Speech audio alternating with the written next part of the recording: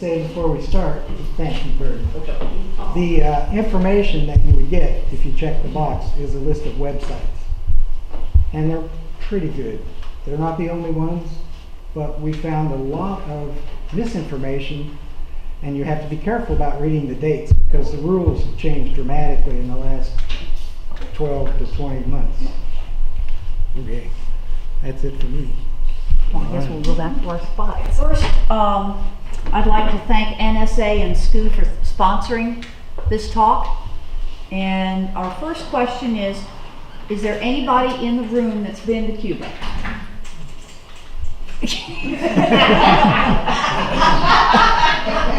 Okay, we're not going to ask him when because we already know. Is there anybody in this room that would like to go to Cuba? Also a nice number. Okay. Last year, we started down the ditch. Don and I talked about it. We learned that the regulations and restrictions to Cuba had actually lessened in the last couple years, and we hadn't been aware of that. And we decided that we wanted to go before things changed with a new inauguration. We didn't know if that would make a difference or not, and we said, let's go. And friends of ours, Bill and Laura Solier, on the boat Second Wind, and they do have, if you look up Sunny Sail Charters on their website, on their blog site, you can look at they have pictures and verbiage about the whole trip and their take on it. So we buddy boated over.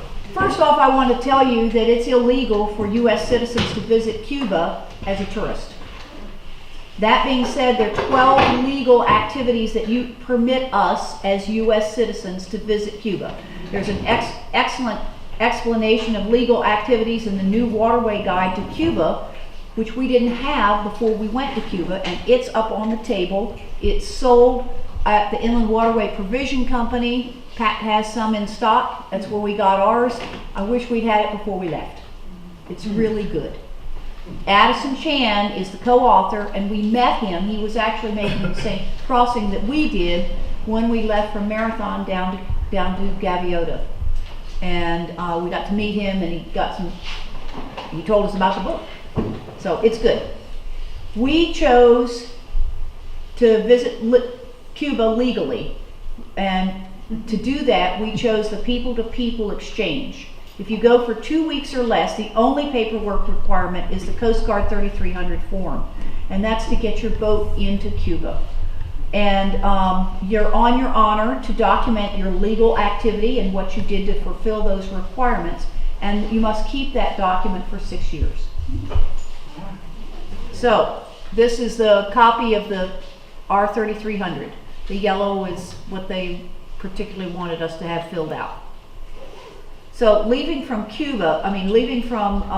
Florida, we were leaving from Marathon, which is about there, sorry about the shaky hand, and we went down to Gaviota there. So it's really short.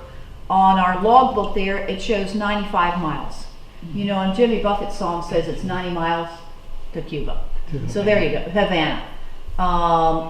We opted for Gaviota. It was a short distance, easy to get into, and if we're going to go, and we had planned to go to Havana, that would be west in the prevailing winds.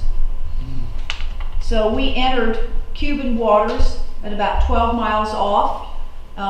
This is Second Wind going along off of Marathon. Bruce took this when he met us in Marathon to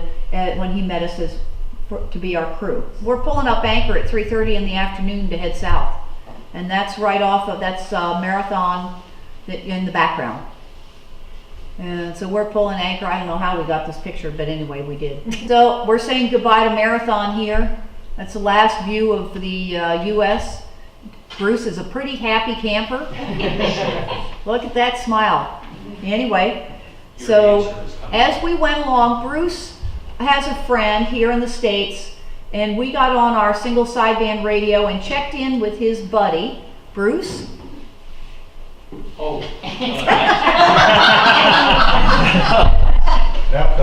told my wife I was going to Cuba, and she goes, yeah, right. So we arranged with Neil Carey, next slide, to talk to my wife in the eastern shore of Maryland, Salisbury.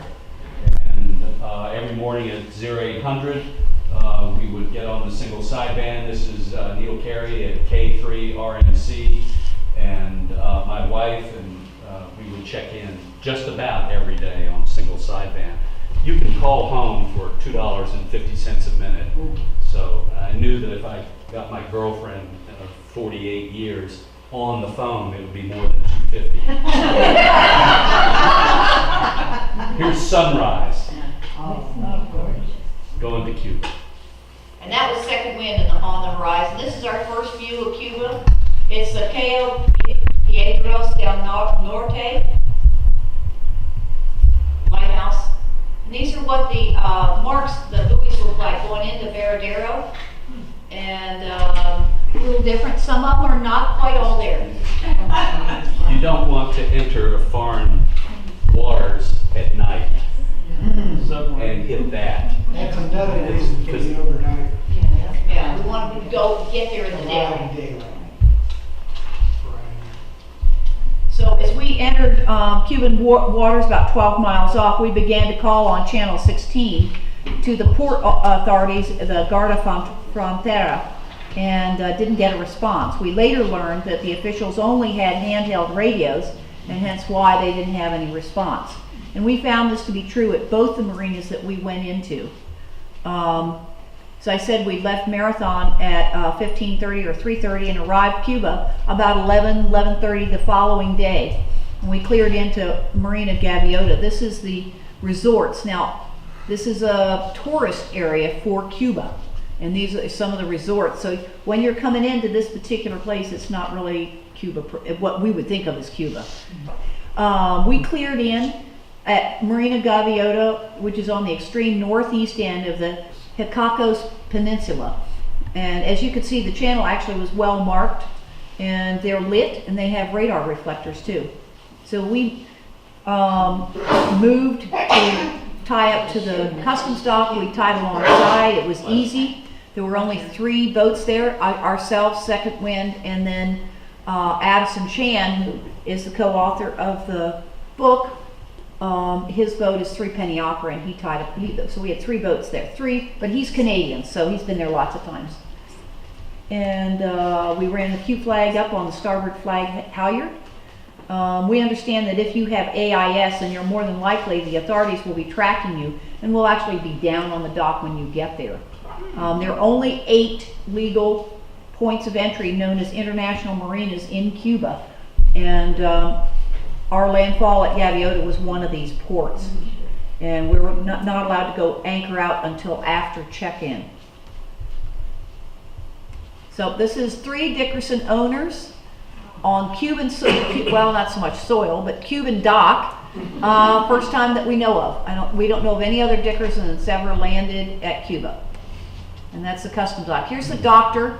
The doctor comes and checks all of us to make sure we're healthy. And you can see some of the paperwork, not all right there. There's lots of it, let me tell you. But what a nice guy. So this is, now we're in the marina. We've moved our boat to where we're going to stay for the night. And this is looking from our dock to a bunch of these catamarans. They're partying, you know, it's a tourist area. They take all these tourists out in these huge catamarans. This whole place is owned by the government. And here we are on the dock that they normally do Medmore ties. They allowed us to side tie because there were so few boats there, and I want to tell you, you could guess how many slips are in there. I thought it was 1,000, but I just read it's 1,400 slips. The biggest marina in the Caribbean. It's phenomenal. So there were not that many boats in there. It's prepped up, and so we asked to not Medmore. And this is Laura, and she's a beach girl. So we had to go down and check the beach out before we left Gaviota, and this is why people come. The gorgeous beach, you know, pretty water, gorgeous beach.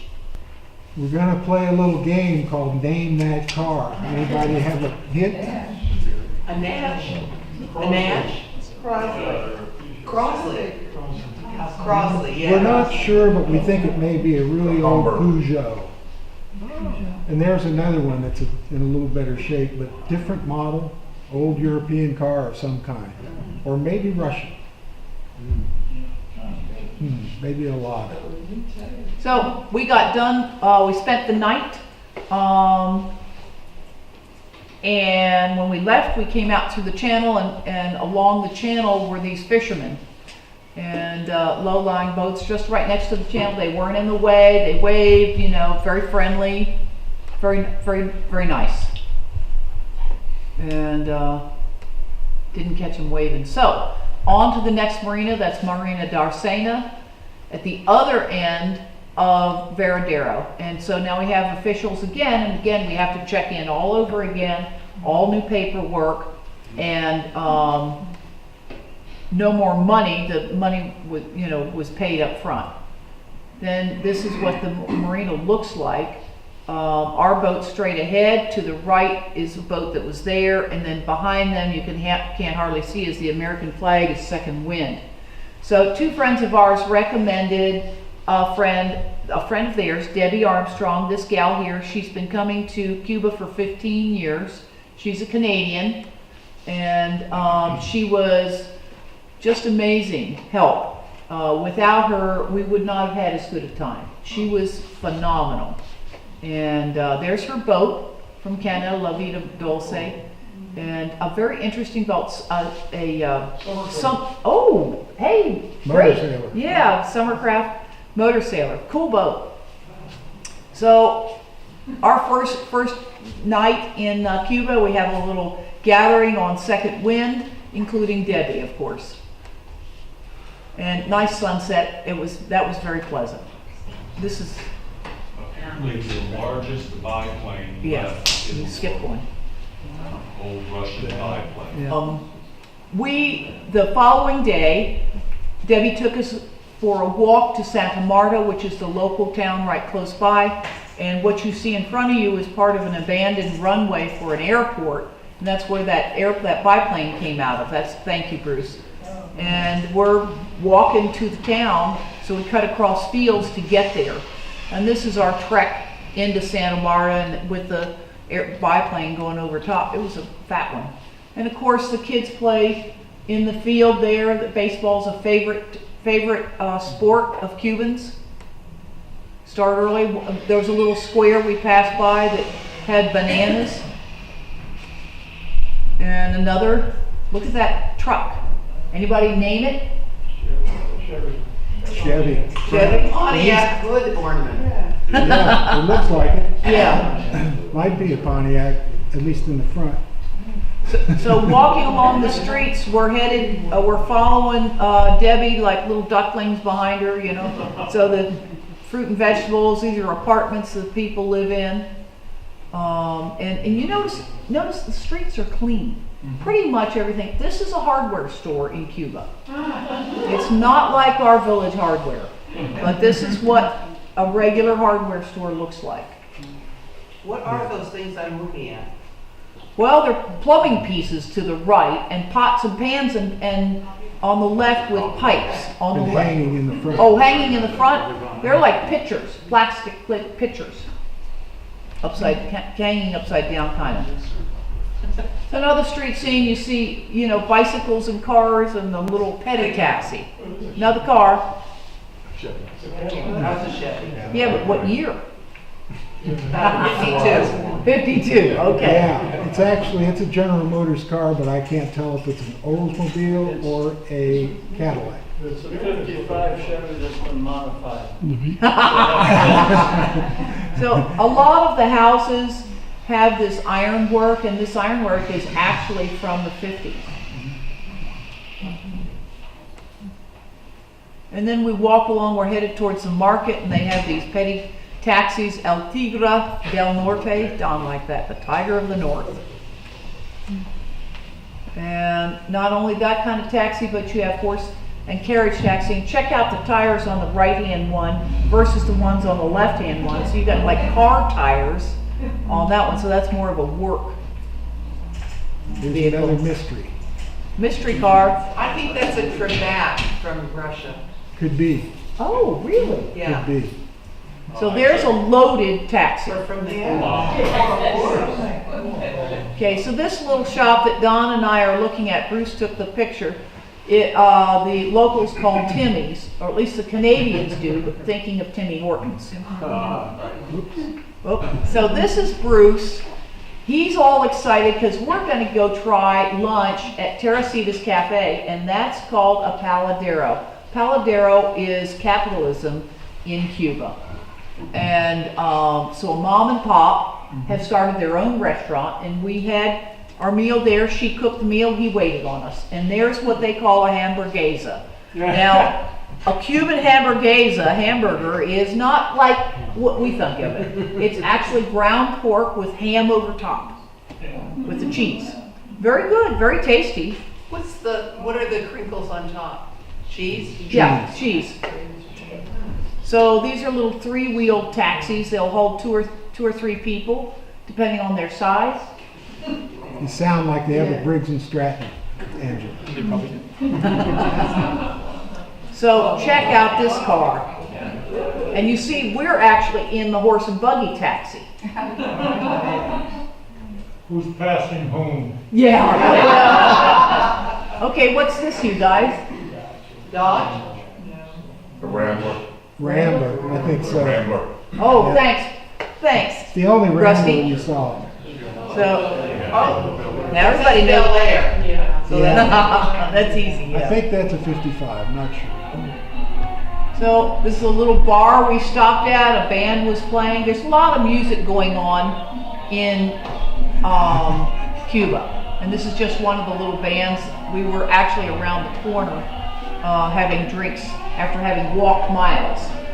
Maybe not so many miles. And if you notice on this bicycle, there's an extra seat in the middle, and you'll notice. Thank you, Bruce. That's a fair lane. Yeah, And it see, is. this is why you have the third seat, so you can get the whole family on your bicycle. So that's Bill on the left, Don and Bruce all listening to this band. And while we're at that bar, this artist, Felito, he's 54 years old and has done 4 years of art school. And he makes a little extra money by doing drawings for people. You're going to have to pause this, Don. We're going to talk about toilets in Cuba. This toilet is amazing. It actually has a seat. Okay? The majority of toilets in Cuba do not have seats. You must always carry your toilet paper with you at all times. They do not provide it. Maybe once ever did we see it, and that was at a fancy restaurant. That's the only place that carried toilet paper. And as you can see, the pull is a little different. Everyone, and there's no paper towels ever. I don't think ever any place there were paper towels to dry your hands. Once in a while there was soap. There's actually more times soap than there was toilet seats. So that's just word thing. So, and they got lizards there just like we do here.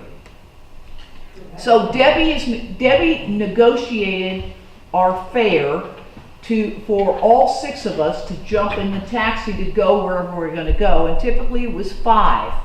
Pesos about 25 to the coupe, which is Cuban convertible, and a coupe costs about $1.12 at a good place. So there's Don and Bill Solier and Laura Solier and Debbie Armstrong and myself on Southern Cross another afternoon. So this is this meal, we went to a restaurant that Debbie recommended called Billy Bonga, and this is their pork ribs, and that cost $1.80. And they were delicious, absolutely delicious. There were a lot of these running around, but I think they're all fakes because they were all identical. So Sunday morning, we go to the farmer's market, and this is typical farmer's market. People bring whatever they've got to sell. It makes them a little extra money. And their meat market is not quite like ours. Boar's Head. Boar's head meats, I mean, you know. So onions, scallions, and garlic in garlands, that's the way people buy it. Really cool. Name that one. That's a 55 Ford Fairlane, I think. So this group of people is at another restaurant, Paladero, that Debbie recommended, and that's Addison Chan there and his wife Pat and Debbie. So there's Laura, and her husband was on the other side. Bill ordered this as a regular USA hamburger, but you can hardly see the hamburger because there's not much beef in Cuba. It's very tiny. This was our waitress, and she and I was doing my people-to-people exchange right here, talking to her, finding out, you know, information about her, and I have all that stuff written down. But anyway, so she was wonderful. She's actually part-time model, and waitresses had planned to be a doctor, but she said she could make more money as a waitress. Name that car. Chrysler, That's a Dodge. some kind of Chrysler product. That's a Dodge, isn't it? I thought it was a DeSoto. Oh, okay. So here's our.